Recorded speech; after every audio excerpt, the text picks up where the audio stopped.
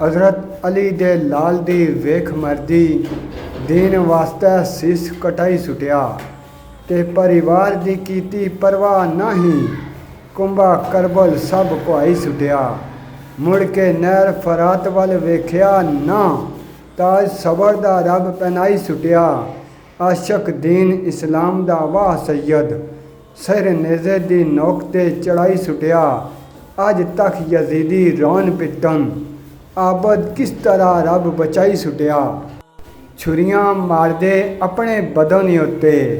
अशर तक निशान ए लाई सुटिया जिंदा रहन शहीद अमेश मियाँ